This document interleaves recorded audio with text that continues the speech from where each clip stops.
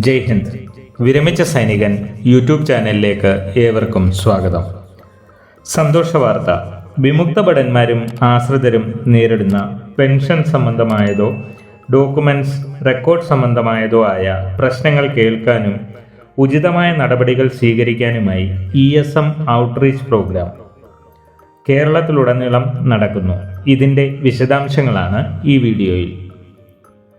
Veteran cell തിരുവനന്തപുരത്തിൻ്റെ നേതൃത്വത്തിൽ വിമുക്ത ഭടന്മാരും ആശ്രിതരും നേരിടുന്ന പെൻഷൻ, ഡോക്യുമെന്റ്സ്, റെക്കോർഡ് സംബന്ധമായ എല്ലാ പ്രശ്നങ്ങളും കേൾക്കാനും പരാതികൾ സ്വീകരിക്കാനും അതോടൊപ്പം തുടർ നടപടികൾ സ്വീകരിക്കാനുമായി ഒരു ടീം കേരളത്തിലെ എല്ലാ ജില്ലകളിലും എക്സ് സർവീസ്മെൻ ഔട്ട്റീച്ച് പ്രോഗ്രാമുകൾ നടത്തുന്നു.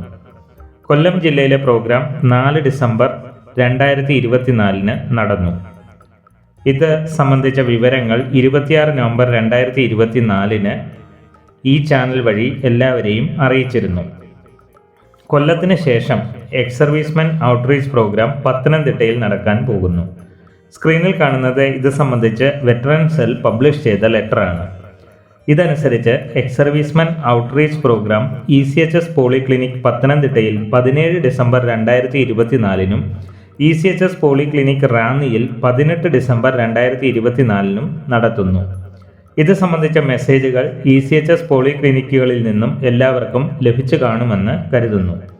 പരാതികളും സംശയങ്ങളുമുള്ളവർ നാളെ തന്നെ ECHS പോളിക്ലിനിക് പത്തനംതിട്ടയിലോ ECHS പോളിക്ലിനിക് റാന്നിയിലോ തങ്ങളുടെ പരാതികൾ നൽകേണ്ടതാണ്.